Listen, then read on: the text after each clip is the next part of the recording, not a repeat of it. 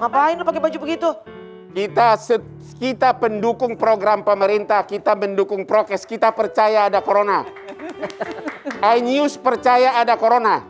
Kita mau buktikan sekarang ini bahwa orang yang mengatakan tidak ada corona itu tidak benar. Oh gitu? Oke, satu. Sebelum kita ngomong ngebahas mengenai percaya atau tidak dengan adanya virus COVID-19. Kenapa lo pakai baju berdua nama Aspri lo gue gak dibeliin? Ini baju apaan sih? ini katanya belakangan ini katanya virus varian itu kan bisa dari udara ya. Ya udah gue lindungin aja begini sekalian. Susah-susah amat sih. Mohon maaf lama-lama nggak kenapa-kenapa nggak kena virus. Kena sesak sendiri, kekurangan oksigen, tutup sini, tutup segala macam. Udah kita semprot lagi. Semprot lagi ya kan. Kebetulan, ini kita nebak-nebak nih kan. Kebetulan udah ada, ini adalah orang-orang yang lebih mengerti. Punya kompetensi untuk bisa menjawab kehebohan kemarin. Di acara Hotman Paris Show, sudah ada Sekretaris Jenderal dari Ikatan Dokter Indonesia dari IDI, Dr. Muhammad Adib Humaydi SPOT. Betul ya dok? Dr. Adib, mana aku lihat di podcastnya Deddy Corbuzier. Tuh, lagi viral Dr. Adib ya. Dan juga bersama dengan Dr. Agus Dwi Susanto SPP, spesialis paru. Wah, ini dokter yang betul-betul lagi sangat dibutuhkan juga saat ini ya dok ya. Sehat dokter-dokter? Alhamdulillah. Hajar, silakan bang. Gitu lah dia. Dokter Adib ya. Siap. Pertanyaan saya begini. Pertanyaan saya kepada Dr. Louis adalah, pertama, apakah kau sejak lulus fakultas kedokteran pernah nggak praktek kedokteran? Dia mengaku. Pertanyaan saya ke Bapak, apakah orang seperti itu dalam kapasitas menjadi ahli? Ya, jadi kalau proses pendidikan gelar dokter diperoleh dari fakultas kedokteran. Ya. Beliau lulus dari fakultas kedokteran. Terus beliau kemudian sempat praktek. Jadi punya surat tanda registrasi sampai 2017, yaitu di IDI Kalimantan Utara. Jadi dia anggota di Kalimantan Utara dan saya coba cek ke teman-teman di sana, beliau praktek klinik estetik, dia punya klinik. Tapi kok di Hotman Paris Show dia bilang data yang didapatkan dari teman-teman di lapangan, cuman beliau habis itu nggak pernah ketahuan, terus pindah ke Jakarta juga tidak. Oke, kalau gitu pertanyaan kedua ini yang menjadi kunci. Dr. Louis mengatakan tidak mengakui corona. Oke, pertanyaan saya dan ini adalah yang sangat, saya tidak setuju dengan Dr. Louis, saya setuju dengan program pemerintah. Pertanyaan saya begini, nanti saya akan dari ke Pak Adi dan Pak Agus. Pak Agus. Dr. Ya. Agus. Dia bilang orang meninggal itu karena interaksi obat. Oke, saya tanya sama Dr. Louis, orang sebelum makan obat berarti kan sakit dulu. Betul. Dia sakit dulu di rumah. Ya. Baru dibawa ke rumah sakit, dikasihlah obat. Oke. Pertanyaan saya kepada Dr. Louis adalah, apa penyebab orang itu sakit sampai dibawa ke rumah sakit? Oke. Saya cecar terus. Bang, mohon maaf aku potong. Kebetulan dokter, aku sharing sekalian ya. Saat itu aku sama Bang Hotman juga saya sharing pengalaman saya terkena COVID-19.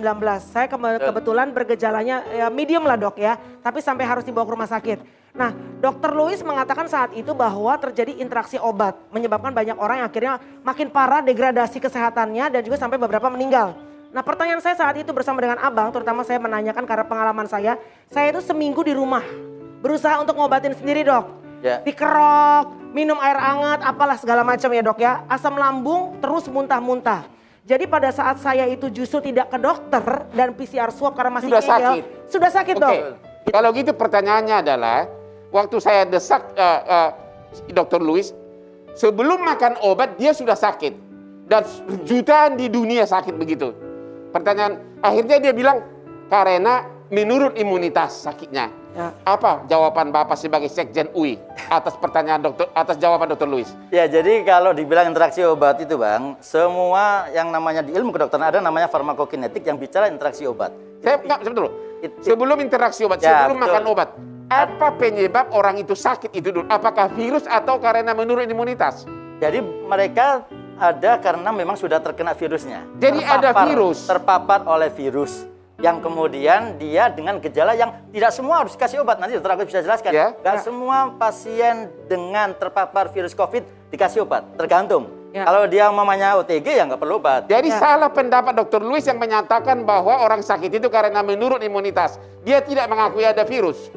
Ya, jadi kalau kemudian dibilang itu kemudian ada interaksi obat, belum dikasih obat kok ada interaksi obat dari mana kan? Iya. Benar, belum ada interaksi obat, kenapa sakit gitu kan? Betul, Jadi tolong Pak Dokter Sekjen UI, berarti Bapak mengatakan bahwa pendapat Dr. Louis yang mengatakan bahwa orang sakit itu hanya karena menurun imunitas, itu salah. Jadi prinsipnya gini Bang, kalau orang sakit itu karena viral load-nya tinggi. Viral load-nya tinggi. Dia kelelahan, daya tahan tubuhnya turun, bisa terpapar, terkena COVID-nya. Ya, betul. Imunitasnya menurun, ada virus. Betul. Ya.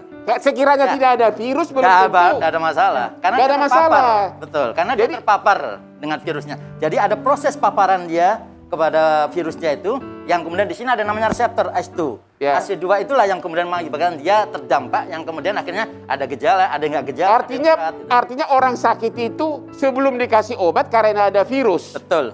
Oke? Ya. Nah, ini jawaban kepada masyarakat nih. Ya. Pak Dokter Paru gimana? Ya, terima kasih. Jadi saya mencoba menjelaskan bahwa bagaimana sebenarnya orang itu sakit ada 3 faktor. 3 faktor. Satu faktor dari orangnya sendiri. Itu Ya. salah satunya adalah imunitas daya tahan tubuh. Imunitas. Yang kedua adalah faktor agen atau penyebabnya. Ya. Penyebabnya itu bisa virus, bisa bakteri, Ya. bisa jamur. Nah, yang faktor ketiga adalah lingkungan. Ya. Jadi seseorang itu sakit, itu bisa karena ada bahan yang masuk, agennya itu, Ya. bakteri. Kemudian faktor individunya itu imunitas menurun, kebiasaan yang tidak baik, dan faktor lingkungan sebagai penyerta. Misalnya tadi dia menularnya lewat udara, itu kan faktor lingkungan. Nah, akhirnya interaksi inilah yang menyebabkan. Oke, kalau hanya imunitas menurun tanpa virus bagaimana? Kalau hanya imunitas turun tanpa virus, tentu penyebabnya aspek yang lain, bukan faktor dari luar. Ada beberapa penyakit yang memang masalah imunitas yang menurun. Ya. Nah, tetapi dalam konsep penyakit menular, penyakit infeksi, harus ada bahan penyebab dari luar. Itu bisa bakteri, bisa virus, bisa jamur. Jadi tidak mungkin imunitas menular gitu kan? Harus ada faktor. Harus ada faktor agen, penyebabnya. Penyebabnya yaitu virusnya. Virus. Iya.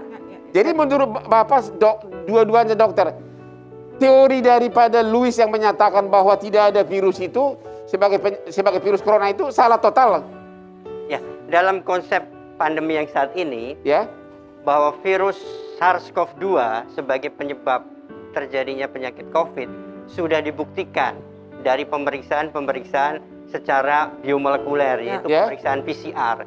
Dan itu terbukti dari semua orang-orang yang saya rawat dengan gejala-gejala COVID, ketika di PCR itu hasilnya positif. Ya. Artinya memang terbukti ada genetik dari virusnya itu ditemukan.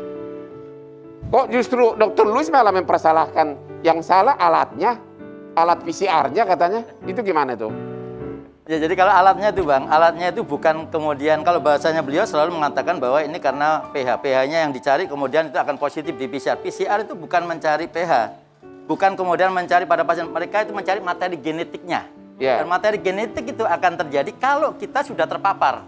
Jadi itu yang harus dipahami, bahwa yang dicari materi genetiknya, karena pada saat kita terpapar dengan SARS-CoV-2 akan ada dalam tubuh kita, itu terdeteksi. Di mana terdeteksinya? Bisa melalui rongga mulut atau rongga hidung gitu. Oke.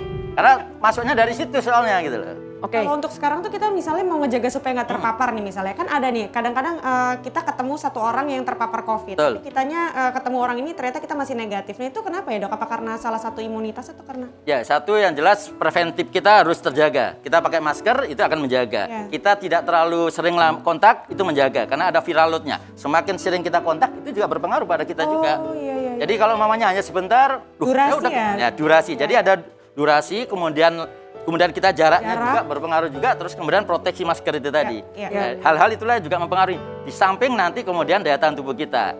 Kalau daya tahan tubuh kita kuat, mungkin kita tidak sampai kemudian menimbulkan gejala, atau mungkin kita nggak sampai terpapar juga. Jujur aja sih waktu aku kemarin positif, aku juga nggak minum obat-obatan dok. Jadi aku nggak ada obat-obatan yang dikonsumsi sama sekali. Aku Karena Selin jatuhnya kan OTG ya. Ini mungkin yang harus diluruskan ya dok. Banyak orang bilang namanya COVID itu tidak butuh obat, tidak butuh segala macam, tidak perlu ke rumah sakit. Tergantung COVID-nya seperti apa. Betul ya dok ya? Oke. Ya, saya bisa menambah. Pertanyaan berikutnya. Bapak sebagai dokter paru, kalau Dr. Louis kan mengatakan karena imunitas menurun. Bapak sebagai dokter paru, kalau hanya imunitas menurun, kan nggak mungkin sampai dada kita bercak-bercak kan? Ya kan? Nggak mungkin kan? Berarti ada virus begitu? Ada virusnya. Ya.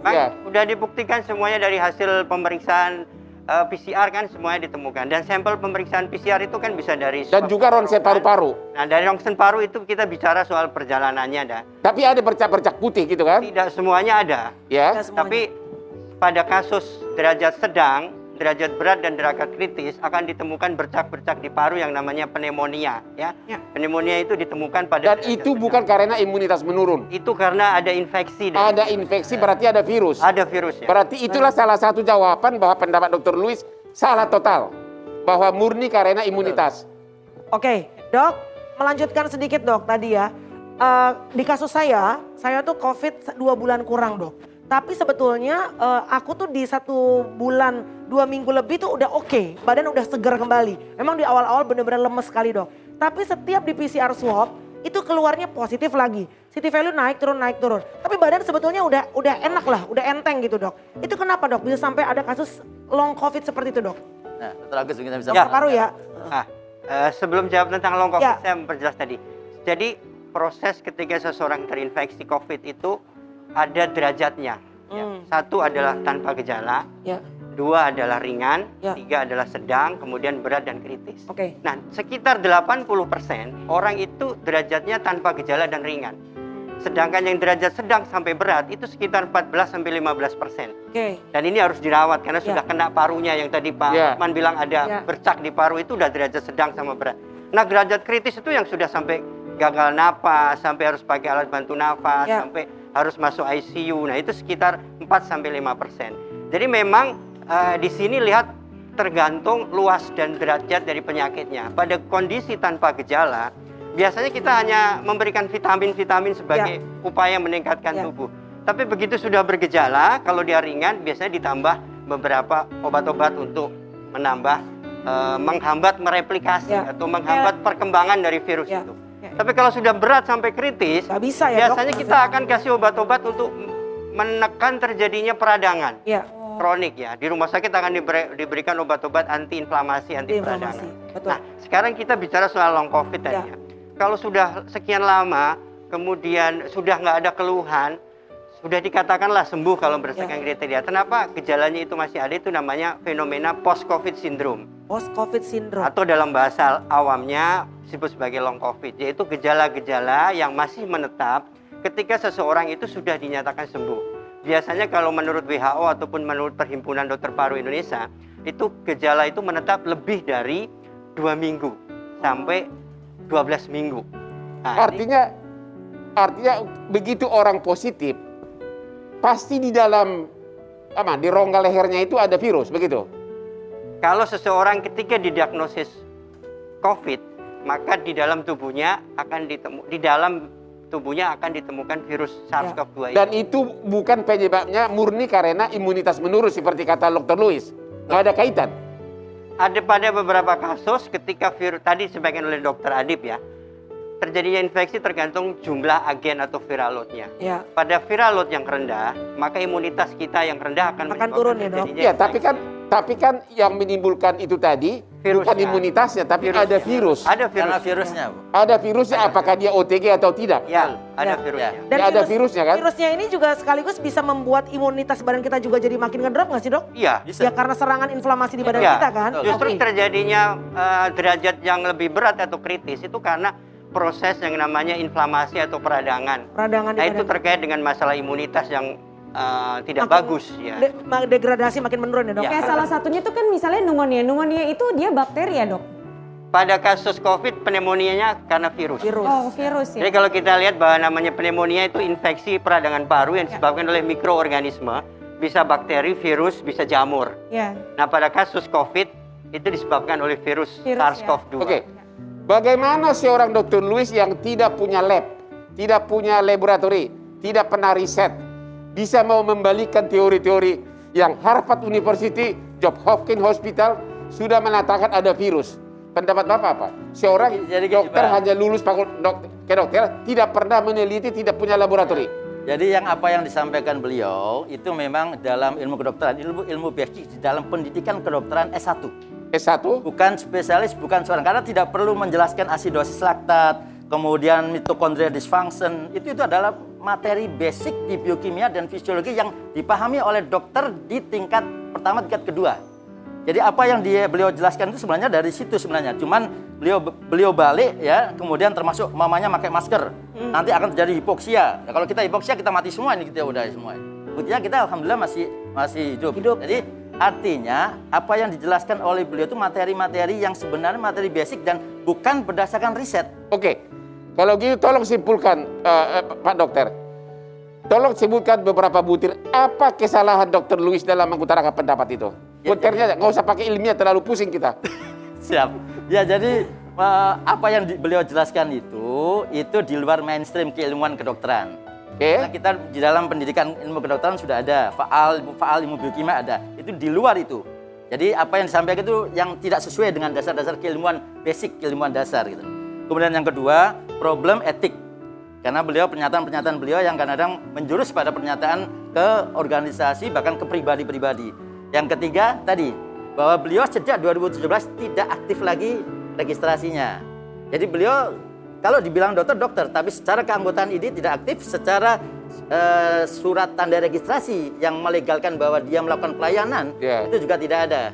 Kalau dokter paru, apa kesalahan utama dari Dr. Louis menurut pendapat Bapak? Dengan adanya OTG, dengan adanya virus di dalam, apakah semua orang yang dinyatakan positif pasti ada virus? Ya, yang jelas statement bahwa virus itu tidak ada, itu jelas kesalahan. Ya. Salah. Karena memang terbukti bahwa sampai saat ini saya sudah merawat ratusan pasien. Ratusan pasien. Dan semuanya memang terbukti ditemukan ada virus SARS. Kayak apa sih bentuk virus itu, Dok? Virusnya yang seperti gambar-gambar itu kalau dilihat secara mikroskopik, kayak landak-landak gitu dong. Bola yang ada ada kayak mahkota. Gerigi-geriginya. Gerigi-geriginya. Oh. Jadi kalau namanya dilihat corona gambarnya itu kan, seperti itu. corona dari bahasa Latin yang artinya mahkota, ya kan? Betul. Ya. Betul. Dok, sorry, ini menyambung sebelum kita mengakhiri. Varian yang sekarang Delta, orang khawatir sekali kalau katanya bisa memaparkan lewat udara. Betul atau tidak, Dok? Kayak saya nih, terpaksa saya tutup ini, sampai saya begini, tutup Dok. ini, tutup mata. Yang benar gimana, Dok? Perlu nggak begini? Atau memang masih sama, cuma hanya cepat? Cukup ini doang atau Ya, gimana? Jadi supaya tidak keliru bahwa penularan SARS-CoV-2 atau COVID ini ada 3 media. Ya. Satu adalah penularan secara langsung ketika kita bicara, Droplet, itu lewat ya. droplet. Itu yang lama. Ya, kemudian yang kedua adalah secara tidak langsung. Ya itu. Ketika tangan kita memegang meja, kursi ini, tangan kita terkontaminasi, kita nggak cuci tangan, pegang mulut, langsung virusnya masuk. Ya. Nah, yang ketiga adalah airborne. Nah, airborne ini sudah di statement oleh WHO tahun lalu sebenarnya. Iya. Airborne Ada itu keracunan, nih, Bang. sebenarnya supaya nggak keliru. Iya. Di dalam statement WHO, airborne itu terjadi pada ruangan yang tertutup dengan ventilasi yang ruangan tidak tertutup. baik. Ini ruangan gede, terbuka. Kenapa? Karena kalau ventilasinya tertutup, itu yang namanya virus itu bertembangan dengan konsentrasi yang tinggi. Ya sebelum dia keluar ya udah singgah dulu gimana, Dok? Yang penting kan kita melakukan protokol kesehatan ya. Tapi memang sekarang ini artinya virus sekarang itu bisa menular melalui udara ya? Pada kondisi ruangan tertutup dengan ventilasi yang tidak bagus, contohnya misalnya di restoran yang tertutup, kemudian ruang-ruang rapat. Oleh karena itu direkomendasikan kan nggak ada rapat di kantor-kantor. Ya. Karena kalau rapat ruangannya kecil, nggak ada ventilasi. Boleh nggak Gitu. virus itu selain masuk dari mulut dan hidung, mungkin nggak masuk dari kuping ini nih, di kapas Saat ini? ini tidak ada bukti. Kagak ada, udah buka kuping lo, nggak ada. Buka. Nggak ada. Nggak ada. Ya udah ini gua cabut deh, gua kasih tahu deh. Jadi tertularnya tidak mungkin lewat kuping ya? Saat ini nggak ada katanya bukti. lewat mata. Nah, Kalau mata? lewat mata bisa. Tuh mata. Mungkin Bang, karena kan Abang habis megang Kan tadi sesuatu, Abang dropletnya megang kan mata. bisa nempel di mata. Droplet. Harus diketahui teman-teman bahwa dari mata itu ada saluran ke hidung. Tuh, Nah, jadi oleh ini karena itu berguna. Kalau dia kena di sini, terus dia bisa turun ke hidung ke saluran nafas. Ada Tapi saluran kan kecil. dari kuping juga bisa masuk ke rongga leher, enggak? Nggak ada saluran. Kalau kita ngomongnya di depan kupingnya, Bang. Bisa, Bang. Kalau kita ngomong di depan kuping kan bisa. Tapi Kalau di ruangan caranya tertutup ada udara, Dah. di ruangan tertutup udara, virusnya terbang masuk ke kuping kita, Dia boleh nggak? takut, Dok. Kalau Nggak ada tuh, Kang. Belum ada dia tuh takut, penelitian. Dok. Makanya kuping itu soalnya kalau Mungkin pacaran suka kalau cuci nempel di kuping. kuping kita pegang, kita lupa cuci tangan, Nah, nempel muka iya. nggak bisa. Tapi mata bahaya ya. Mata bisa. Mata. Kayak mata. Mata, ya. Apalagi kalau mata yang suka jelalatan, lebih bahaya lagi tuh, ya kan? Apalagi kalau matanya warna hijau. Bahaya tuh, ya kan? Oke, Dok. Ya. Tapi dokter sendiri, dokter-dokter berdua ini sudah bertemu dengan Dokter Louis belum? Sudah pernah ketemu belum? Saya belum. Secara pertemuan fisik tidak Bang. Jadi terus terang dari mulai tahun lalu, Ya. pada waktu statement-statement di sosial media, Ya. Twitter itu Udah tahu tuh, kita dokter? belum tahu bentuknya. Maksudnya itu belum tahu Udah orang. setahun lebih. Tahun lebih. Jadi Ya. terus terang ya gara-gara buat abang booming itulah yang kemudian kita tahu. Woi, tuh acara kita Jadi tuh. berkat Hotman Parisio ya Nah, tahunnya iya. awal mulai. Wah, hampir Biasa, mau Bang. ngomel sama tim kreatif. Tahu sih ternyata memang di balik semuanya tuh ada hal yang ternyata baik juga gitu ya. Oke, baiklah kalau begitu dokter, terima kasih penjelasannya oke banget ya. Ada lagi mau disampaikan terkait dari COVID-19? Ada masyarakat dok yang percaya ataupun tidak percaya. Jadi virus itu ada. Virus Ada. itu ada Bang. Corona itu ada. Corona ada. Korbannya Wah, itu aja. ada. Yang meninggal banyak. Kemudian sekarang pun juga buat kami pun tenaga dokter pun juga banyak yang meninggal. Ada hampir 500 yang meninggal. Ya. ampun. Tapi mungkin ada pesan-pesannya dari dokter gitu, maksudnya gimana supaya kita bisa menjaga daya tahan tubuh, terus kita nggak ketularan gitu. Apalagi kita kan masih sering kerja kan ya. Ya. Ya, protokol kesehatan tetap Bang. Ya, jadi 5M plus 1M lagi sekarang, yaitu mengurangi makan bersama itu juga penting. Ya, betul. Dan perhatikan tata kelola ruang dengan ventilasi, durasi, dan jarak. Siap. Kemudian testing, tracing, treatment, dan satu lagi vaksinasi. Vaksinasi. Jadi semuanya itu Ya. adalah rumus yang memang harus dipatuhi. Tapi Oke. kita sekarang melawan yang lebih berat lagi ya Lebih Bang. bahaya lagi. Apa yaitu hoax. Oh, hoax ya. Tolong ini juga dipahami, cari Benar. sumber referensi Ya. yang benar. Terpercaya. Cari informasi. Siap, dokter sedikit dok sebelum kita udahan dok. Vitamin apa yang harus dikonsumsi? Karena sekarang orang gila-gila vitamin takut Iya benar. overdosis. D, C, D berapa? D berapa, Dari dok? pedoman profesi, Ya. vitamin C, vitamin C berapa dok? C berapa? Vitamin C itu Berapa? minimal kan 500 mg. 500. Kan beda kalau pada saat untuk pencegahan, Ya. berbeda untuk terapeutik kan. Iya. Nah, minimal 500 mg. Oke, D-nya Vitamin berapa, D dok? antara 1000 sampai 5000. 10.000? Kebanyakan biasanya nggak? kita pakai 5000 di berapa kali sehari? Single dose cukup 1 kali. Oke. Terus apa lagi? Zinc. Zinc. Nah, jadi misalnya Mati rasa. meja gitu kan, kemudian ruangan gitu. Ya. Iya. Tapi memang kan kalau kita lihat melakukan disinfektan itu paling ideal pada saat tidak Orang nggak ada ada. orang. Nggak ada, Orang. nggak ada orang, bukan orang di Orang. sebelah lo Jangan di muka semprot-semprot. orang, Bang. Nggak ada orang.